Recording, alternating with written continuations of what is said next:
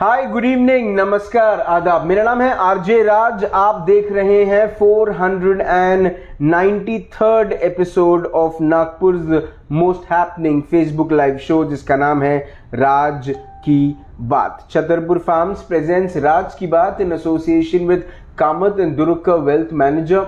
My home partner is SDPL. My inside home partner is Inside Story. A big thank you to my hospital partner, which is Dr. Sameer Arbat, and his clinic's name is One Health Care. A big thank you to all the people who make this show big.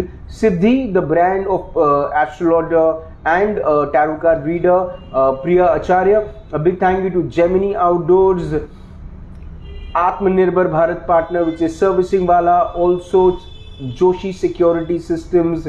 Cannot forget Licksters and Tricos. Also the Multifit Gym, Nagpur ke har ghar ka ghee, Govardhan ghee.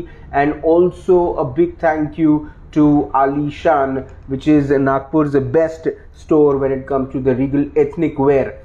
बहरहाल हम आज जिनके साथ हैं वो कहते हैं कि भारत में एक बदलाव आना चाहिए, और उस बदलाव का जो मिशन है, उस मिशन का नाम है स्टॉर्म ऑफ इंडिया।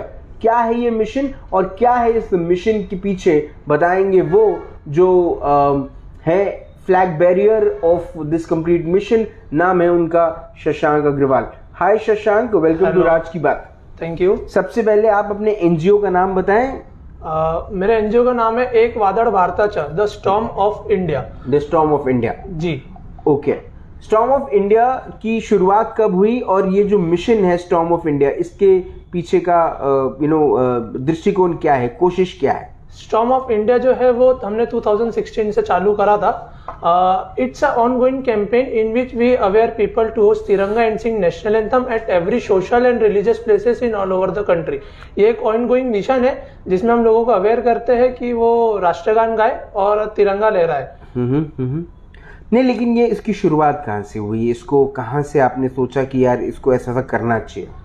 एक्चुअल में जब मैं 10th पास आउट हुआ, 10th तक हमें नेशनल एंथम गाने का मौका मिलता था, बट हम 10th जैसे ही पास आउट हुए, जब कॉलेज जर्नी हमारी चालू हुई तो पता चला कि 11th 12th से लेकर जो जर्नी है उसमें हमें नेशनल एंथम गाने का अपॉर्चुनिटी मिलती है, बट हम उसे खो देते हैं।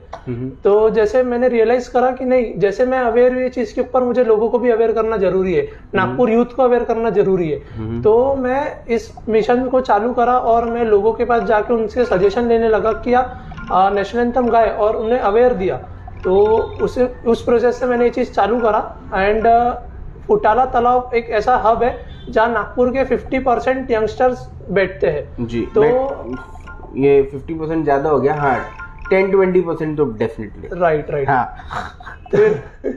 तो हमारा कहना ऐसा था कि लोग 15 अगस्त और 26 जन को एक हॉलीडे के तौर पे मनाते हैं, बट हमारा कहना ऐसा है कि इसे एक नेशनल फेस्टिवल बनाया जाए, एक नेशन फेस्टिवल बनाया जाए। छुट्टी तो हम अगले दिन भी बना सकते हैं और भी कोई दिन बना सकते हैं, सैटरडे संडे, बट ये जो साल में हमें 2 दिन की जो अपॉर्चुनिटी मिलते हैं वो हमें उसे भी खो देते हैं। तो हम लोगों को ये कहते हैं कि आप एटलीस्ट 15 अगस्त 26 जनवरी के दिन नेशनल एंथम गाए और इसके बारे में आगे भी लोगों को अवेयर करें। मुझे एक चीज बताइए कि जब आप नेशनल एंथम गाने की बात करते हैं, तो नेशनल एंथम तो वहां भी गाया जा सकता है, जैसे लोग फिल्में देखने जाते हैं तो फिल्म के पहले नेशनल एंथम गाया जाता है। कोविड हुआ इसीलिए अभी थिएटर्स खुल जाएंगे, मल्टीप्लेक्सेस खुल जाएंगे, तो वहां पर भी लोग गाएंगे। जी, तो फिर बट मेरा इसके ऊपर कहना ऐसा है कि कुछ लोग ऐसे भी है जिन्हें अपॉर्चुनिटी नहीं मिल पाती है। मतलब अब अगर अपन ध्यान दे तो जो रोड पे झाड़ू मारते हैं और बाकी के कर्मचारी लोग हैं जो गवर्नमेंट सर्वेंट्स है, उन्हें अपॉर्चुनिटी नहीं मिल पाती है। तो हम उन्हें एक प्लेटफॉर्म देते हैं कि वो आकर हमारे साथ नेशनल एंथम गाए। अब जैसे हम लोग कई जगह जाते हैं तो वहां पे ऐसे चीफ गेस्ट बुलाया जाता है, तो एक ऐसा कर्मचारी को ऐसा लगता है कि हमें यहाँ बुलाया नहीं गया, हम तो यहाँ कैसे जाए। तो हम उनके लिए एक प्लेटफॉर्म खड़ा करते हैं ताकि वो भी नेशनल एंथम गा सके और वो गूज़बम्प्स फील कर सके। नहीं, देश के लिए वो प्यार, वो जज्बा, वो डेफिनेटली होना चाहिए। लोगों को मन में वो चीज़ रहनी चाहिए कि नेशनल एंथम लोग गाएं, रोज़ गाएं, ताकि देश हित की भावना जो है लोगों के मन में जागे। पर इसको आप किस तरह से साकार करना चाहते हैं? क्या 15 अगस्त और 26 जनवरी के दिन तो वो तो कहीं पे भी लोग जाते हैं तो वो गाते हैं? अब जैसे अगर मैं एक पॉलिटिकल लीडर की बात करूं, इसमें जब एक पॉलिटिकल लीडर थोड़े बड़े पोस्ट पर आता है तो उन्हें हर जगह इनवाइट करा जाता है, नेशनल एंथम गाने आइए, एज ए चीफ गेस्ट आइए। बट जब वो कोई पोस्ट पर नहीं थे तब क्या वो नेशनल एंथम गाते थे? बिल्कुल नहीं। उन्हें अपॉर्चुनिटी नहीं मिली तो कैसे गाएंगे? तो उसी तरीके से हम लोगों को ऐसा अपॉर्चुनिटी देना चाहते हैं कि आप आइए और नेशनल एंथम गाइए। हम इस चक्कर में फुटाला तालाब पर हम एक प्रोग्राम रखते हैं, राजपथ परेड। हम दिल्ली की एक छोटी सी प्रगति वहां पे हम दिखाते हैं, जिसमें हम ड्रोन शो, ताइक्वांडो, स्केटिंग, पतंग, ऐसे कई मेमोराइजिंग एक्टिविटीज वहां रखते हैं ताकि लोग वो चीज को वहां पे देखें और साथ में नेशनल एंथम गाएं। तो ये कब का कार्यक्रम होता है? क्या ये 15 अगस्त और 26 जनवरी तक सीमित होता है या फिर कभी साल में और भी दिन आप करते हैं? नहीं, ये सिर्फ हम लोग 15 अगस्त 26 जनवरी के दिन करते हैं। अब जैसे 26 जनवरी और 15 अगस्त तो दोनों ही कोविड के काले बादल के अंडर गया। राइट। अब सीधा अगले साल जब 26 जनवरी आएगी तब ये चीजें होंगी, तो तब आप लोगों से तब के लिए आप आग्रह करना चाहते हैं लोगों को अभी से?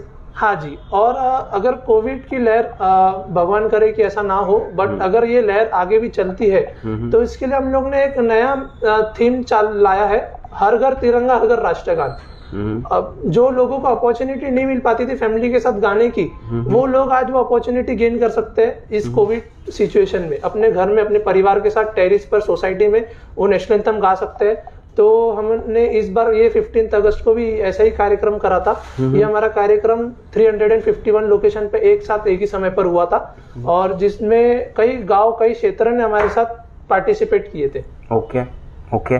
तो अब क्या लोगों ने अपने ऑफिसेज में भी, क्योंकि स्कूल्स में एक चीज है कि जब स्कूल में रोज असेंबली होती है, राइट, तो असेंबली में मुझे आज भी याद है, मेरे स्कूल में तो रोज हम नेशनल एंथम गाते थे, हमारी स्कूल की प्रेयर होती थी और अपनी अपनी क्लास में ही रहकर भी हम नेशनल एंथम गाते थे। सही बात है। क्या ऐसा कुछ कानून आना चाहिए जिसमें रोज ऑफिसेज में भी लोगों को नेशनल एंथम गाना चाहिए? जी बिल्कुल, हम लोग ने इसके ऊपर एक कोटेशन भी डाला था महाराष्ट्र गवर्नमेंट को कि कम से कम ऑफिसेज में तो नहीं पर कॉलेज में ये मैंडेटरी कर दिया जाए कि नेशनल एंथम कॉलेज चालू होने से पहले चलना चाहिए करके। तो इससे कैसा, इसके कारण लोग भी अपने आप अवेयर हो गए और वो लोग भी आगे जाके अपने फ्यूचर को बता सकेंगे कि हाँ ये थी जो पहले से हमारी चालू हुई है, ये आखिरी तक हमें रखना है करके। ठीक है, ये मेरा आखिरी सवाल आपसे, नेशनल एंथम गाने से सबसे बड़ा फायदा किसको होता है? नेशनल एंथम गाने से सबसे बड़ा फायदा हमें ही होता है, हमें अच्छा फील होता है, गुज़बम्स हम फील कर सकते हैं। और मेनली देखा जाए तो nowadays people talk about their constitution rights, but they forgotten about their duties. So we are on the mission to make India stand for one time national anthem. जब हमारे कॉन्स्टिट्यूशन में ये भी लिखा है कि नेशनल एंथम गाना चाहिए, तिरंगे का सम्मान करना चाहिए, बट नेशनल एंथम गाएंगे नहीं तो सम्मान कैसा, तिरंगा लहराएंगे नहीं तो सम्मान कैसा? तो आप कैसे कह सकते हो कि आप तिरंगा का सम्मान करते हो और नेशनल एंथम का सम्मान करते हो? क्या आप गाते हो?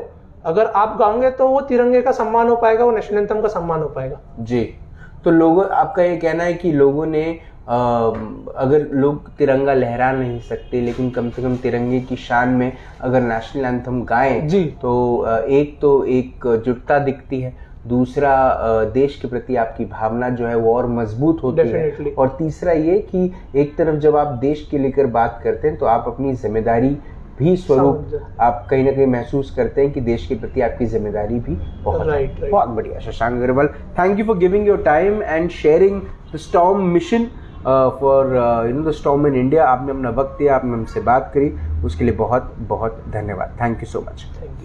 आज राज की बात में एक युवा समाज सेवक शशांक अग्रवाल से हुई बात। शशांक अग्रवाल ने एक बात बहुत अच्छी कही और मुझे ऐसा लगता है कि ये बात सभी युवाओं को भी अब समझना ज़रूरी है कि देश के प्रति आपकी भावना जो है वो सिर्फ ये कहने से नहीं होती कि भारत माता की जय, आपको उसके लिए एक जिम्मेदारी भी लेनी पड़ेगी। जिम्मेदारी कैसी? जिम्मेदारी है देश को साफ रखने की। जिम्मेदारी कैसी? देश को भ्रष्टाचार से दूर करने की।